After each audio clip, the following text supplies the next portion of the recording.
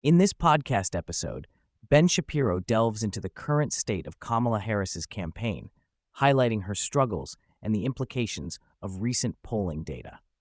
The discussion begins with an analysis of Harris's position in the race against Donald Trump, particularly in swing states where she appears to be trailing. Shapiro cites a Harvard-Harris poll indicating that Trump holds a slight lead over Harris, with significant challenges for her campaign, especially among male voters and specific demographic groups. Shapiro emphasizes the importance of voter demographics, noting that Harris's support among black voters and men is particularly weak. He points out that while she has a slight lead among likely voters, this advantage diminishes among registered voters. The podcast discusses how independents and male voters are leaning towards Trump, with Harris struggling to connect with these groups. Shapiro argues that Harris's campaign lacks appeal, particularly among traditional male voters who are put off by what he describes as an anti-male tenor in her messaging.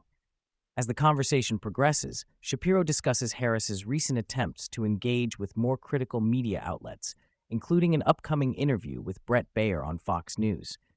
He suggests that this move is a sign of desperation, as Harris has primarily limited her interviews to friendly platforms like CNN and CBS. He expresses skepticism about her ability to handle tough questions, predicting that if the interview goes poorly, it could severely damage her campaign. The podcast also touches on Harris's efforts to appeal to men, which Shapiro argues are misguided. He critiques a new ad campaign aimed at changing perceptions of masculinity, suggesting that it fails to resonate with the target audience. He believes that the ad's message, which seems to scold traditional masculinity, is unlikely to win over male voters. A significant portion of the podcast is dedicated to discussing allegations of plagiarism against Kamala Harris. Shapiro references an investigation by Chris Rufo, which claims that Harris plagiarized multiple sections of her book, Smart on Crime. He highlights the severity of these allegations, comparing them to past instances of plagiarism that have derailed political careers. He argues that this revelation underscores Harris's lack of substance and originality, portraying her as an empty vessel without genuine ideas or policies. The discussion of plagiarism leads to a broader critique of Harris's character and qualifications. Shapiro asserts that her history of borrowing ideas without proper attribution reflects a deeper issue of authenticity in her political persona. He contrasts her with other political figures, suggesting that Harris's inability to present original thoughts or policies makes her a weak candidate. Shapiro continues to analyze Harris's campaign strategies, noting her attempts to shore up support among black men through policy proposals that include forgivable loans and mentorship programs. He critiques these efforts as potentially illegal and ineffective, arguing that they reflect a desperate attempt to buy support rather than earn it through genuine engagement.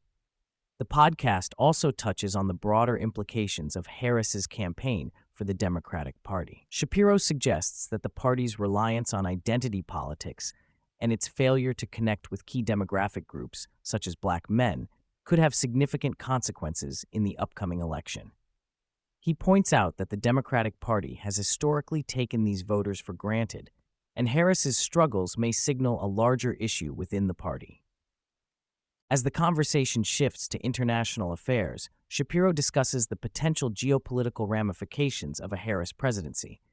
He raises concerns about how adversaries like China and Iran might exploit a perceived weakness in U.S. leadership during the election period.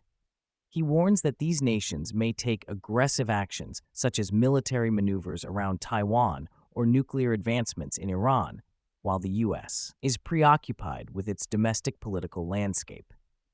The podcast concludes with a reflection on the current state of the Biden administration's foreign policy, particularly regarding Israel and Iran. Shapiro criticizes the administration's approach to Israel, suggesting that it undermines the country's security and emboldens its adversaries. He argues that the Biden administration's attempts to restrain Israel's military actions could lead to increased instability in the region.